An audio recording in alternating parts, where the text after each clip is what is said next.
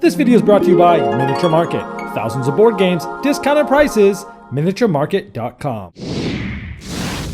Hello my friends, it's the Game Boy Geek here. Today we're going back to the galaxies. We're gonna be in our ship, we're gonna be hiring pilots to be able to fly our new upgraded ships to different spots of unexplored places in the galaxy. There's gonna be a press your luck mechanism and upgrading our ships and some other items. So let's take a look. I'm gonna show you how this new expansion works and I'll see you on the other side for my final thoughts.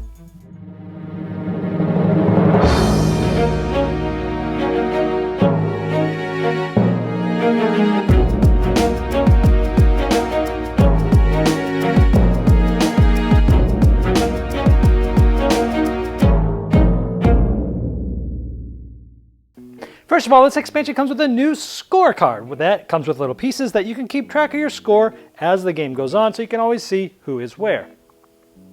There's also this unexplored space. Comes with this mat, these new cards. It's a press your luck mechanism. When you move your ship, you can move there and then explore. If there's cards out from previous players, you can take this and end your exploration and get what this says. In this case, you could just acquire one culture. Or if I don't want this, I could try to press my luck and pull up another one. Ooh, this is a dwarf planet. It'll give me a point.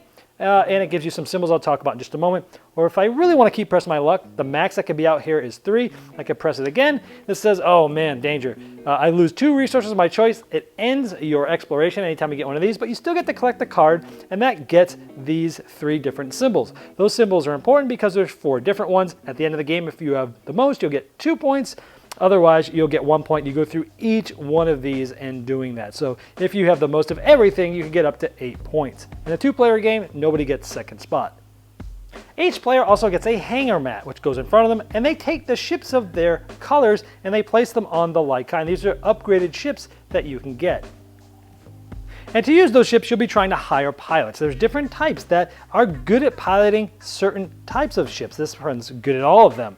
And then they give you a special ability if you're able to hire them. Now, see, like with this one here, it only has that ship.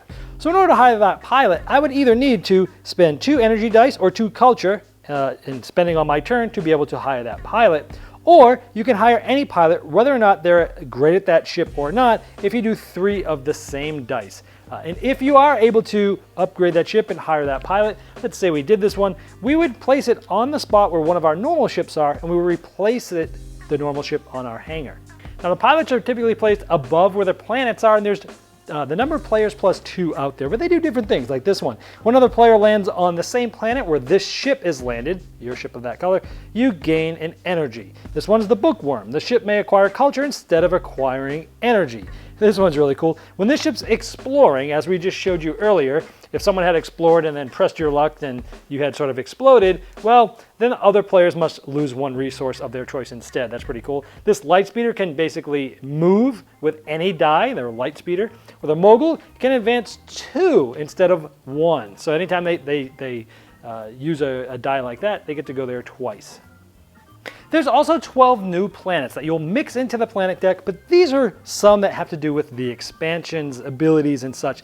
For example, advance that equal to the number of ships you have in the unexplored space, because here you can have more than 1. There could be more than 1 player here. It's unlimited, really. Here you advance that for the number of ships you have in unexplored space. Move 1 of your ships to the unexplored space, only once per turn. Spend 2 culture to gain a face-up exploration card. It'd be one of the ones that were face-up from here that somebody had left earlier. Replace 1 of your exploration cards with one that's face up. You might want to do that to get different symbols for endgame scoring that I'll go over in just a moment. Acquire 1 energy for each ship you have in the unexplored space. Those are some of the abilities from the new planets. There's also 8 new secret missions you can see by the iconography on these cards. You mix them in with the regular secret missions. Here's some that have some interesting abilities with the special expansion sets here. Gain 2 if you have at least 3 pilot cards at the end of the game. So there you're going to want to specialize in grabbing pilots. Gain 1 for each set of 4 different exploration badges you have. So again, that would be 2 different badges. For every set of 4 different, you'd gain points, 3 max. Gain 2 if you have the most of these explosion from the unexplored space that you've found through exploration. Gain 2 points if you have the most green exploration cards at the end of the game. Gain 2 if you have exactly 3 colonized planets. Gain 2 if all your planets are worth 5 or more. So those are some of the different secret missions. That's pretty much it. You'll be getting more points during the game, and then you'll get the end game points for these different badges. All right, well, there's Tiny Epic Galaxies Beyond the Black expansion. Well, I did really like the original game, so what did I think about this expansion? Well, I love press your luck mechanisms in games, and this one is no different. I like the fact that you could go to that unexplored place and either take a card that's already flipped up or press your luck, and sometimes you'll press your luck multiple times and boom, there comes a red card and you're hosed. But I like the aspect of that. Some people are not gonna like that. People that love the pure strategy and ending building aspect might not like it. I like it because I just like to press my luck. I love busting, I love having fun. I also like that it had those different icons that you're gonna be trying to get the majority of them for more points, because it adds another set collection aspect of the game that I really liked. And that brings me to my next point, which is the set collection and majority. I thought that was fun because you could get them in multiple ways. You could go there, you could go to some of the pilots give you them, and you're trying to match those together to get the best things that you can. I liked that set collection majority aspect of the game. So even if you don't like the press your luck aspect, well, a lot of times there's going to be stuff face up and you can just go get it, or you can press your luck, try to get the actual icon that you're looking for. For me, I really enjoyed that. I like the fact that you would, typically, I would use my dice for something I normally wouldn't need it or use it for. It's because there'll be a pilot out there that you could hire, you have the ship for it, and there's 2 dice that you're like, man, this does me no good. Well, before you'd either spend energy to re-roll and hope you get something, or you'd be stuck and just maybe not use them, or maybe use 2 of them for a converter if you have a die left. And in this case, I found it more interesting because you can now use dice that you didn't want to re-roll, that you weren't stuck with, but you could use them to hire a pilot, and that gets you good things. So I really like that aspect. Sure, you could just roll in, re-roll, and use energy to try to get the pilot you really want because it's going to help you with some abilities, it's going to help you with the set collection majority, but I liked it even more that you could use things that you weren't intending to use. I thought it really fit one of the only problems maybe I had of the game, but it wasn't a big problem, but I like how that aspect is now sort of fixed with this. I like that the new planets and the new, the secret goals, the secret missions there, a lot of them have to do, as I showed you, with the aspects of the new expansion. Whether it's, a lot of the things have to do with the exploration, or some of them have to do with the pilots, and they sort of intermingle those, and I like that aspect of it. They didn't just add a bunch of new planets to mix in with the base game that don't do anything special. They added mostly ones that mix in with what they're also adding, and I really liked that aspect of it. This game gives you a lot more to think about. Now, I'll be honest, I have not played Tiny Epic Galaxies through the roof to the point where I was begging for an expansion. It still feels quite fresh to me.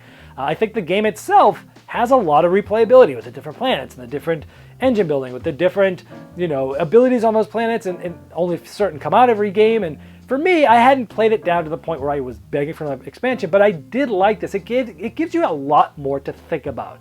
Even though it's just a few things, it really does on your turn when you roll the dice. You really have 1 or 2 more things to think about, which that might not sound like a lot, but with everything else that's going on, it really does feel like a lot. So if you're the type of person that's played the heck out of this game, you've been looking for something else to think about, I think this delivers that. It does give you a lot more to think about.